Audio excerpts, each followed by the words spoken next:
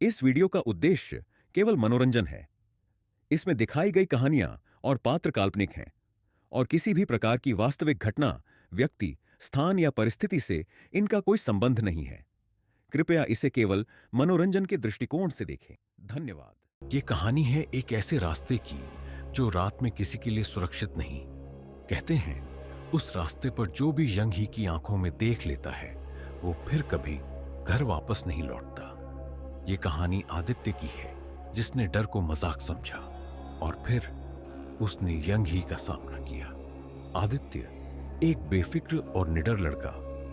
उस रात वो अपने दोस्तों के साथ देर तक पार्टी करके घर लौट रहा था, लेकिन उसे नहीं पता था कि जो रास्ता उसने चुना है वहां से बचकर लौटना लगभग नामुमकिन है। रास्ते में उसे एक बड़ी सी मूर्ति दिखी। पहली नजर में ये एक खेल की गुड़िया जैसी लगती थी, लेकिन उसमें कुछ अजीब था। और तभी उसने मूर्ति की आंखें हिलते हुए देखी, लेकिन उसे लगा कि ये उसकी कल्पना है। उसने इसे नजरअंदाज किया और घर की तरफ बढ़ गया। आदित्य ने उस मूर्ति को भले ही मजाक समझा हो, लेकिन उसके डर ने उसका पीछा नहीं छोड़ा। घर पहुंचते ही उसने अपनी मां को सब बताया। आदित्य की मां ने उसे यंग ही की कहानी सुनाई, एक प्राचीन आत्मा जो बच्चों के साथ हुए अन्याय का बदला लेने के लिए लौट आई थी। और तभी यंग ही ने दस्तक दी।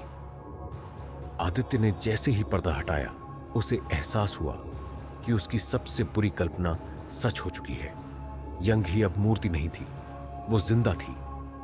आदित्य को समझ नहीं आ रहा था कि वो क्या करे। यंग ही दरवाजे के बाहर थी और उसका हर हमला पहले से ज्यादा जोरदार हो रहा था। कहते हैं यंग ही सिर्फ इंसान के अहंकार और अन्याय को खत्म करने आई थी, लेकिन उसे शांत करने के लिए एक बलिदान देना पड़ता था। आदित्य ने हिम्मत जुटाई। उसने यंग ही से कहा कि वो उसके गलत कामों के लिए माफी मांग रहा है, लेकिन माफी हमेशा काफी नहीं होती।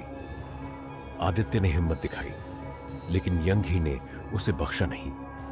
उसकी आंखों में जो देखा था उसका अंजाम वही था।